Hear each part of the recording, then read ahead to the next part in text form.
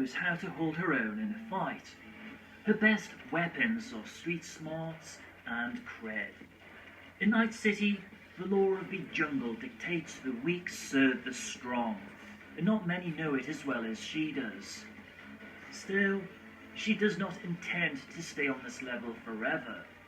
It's time to make a move. V resides in Hayward. It's not a safe place, but there is opportunity for those who know how to take it. She takes a shot of tequila at her favorite spot, a dive bar called El Coyote Cojo. The drink is on the house, as V has known the bartender for what seems like forever. Today, he wants V to square his debts with a local fixer, Kirk Sawyer. However, Kirk does not feel like doing her buddy any favours on his debts, and given her reputation, Kirk decides that in exchange for the debts, she needs to do an easy car theft job. V acquiesces to his demands.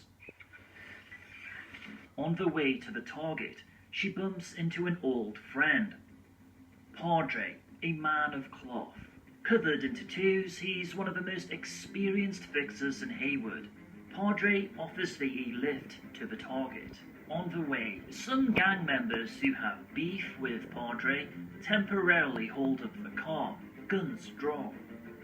Sure, V could stay silent, but that is not how you do business in Hayward. Thus, she intervenes. The theft is supposed to be easy. The guards have already been bribed and the security cameras are turned off. Just as V enters the Rayfield, an armed silhouette approaches the door out of nowhere. V recognizes him. It's Jackie Wells, Padre's driver.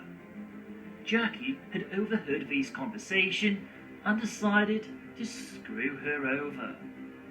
Suddenly the NCPD turn up, cuffed on the ground, and Jackie and V attempt to smooth talk their way out until the car owner, a corpo by the name of Kuro Fujiaka, arrives on the scene. He tells the cops the street rats are not worth arresting and they should just be thrown over the dock to drown. The next thing she knows, V has been knocked unconscious by a batter. Hours later, V wakes up to find herself sitting next to Jackie. Apparently Jackie's connections kept them both alive. V is still pissed but grateful. They both realise they have bigger fish to fry. Common enemies, common goals. Maybe it's time to start a beautiful partnership.